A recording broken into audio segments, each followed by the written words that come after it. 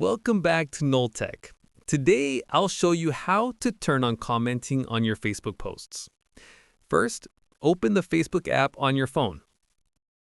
Tap on the menu icon at the bottom, then select your profile at the top.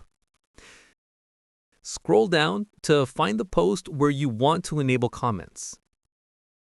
Tap the three dots in the top right corner of that post, then select who can comment on this post. Now, you'll see different privacy options here. To allow everyone to comment, select Public. Tap Done to save your changes. And that's it. You've successfully turned on comments for your Facebook post. You can repeat these same steps for any other posts on your timeline where you want to enable Facebook commenting. If you found this tutorial helpful, don't forget to like and subscribe to Knowltech for more quick how-to guide. Thanks for watching.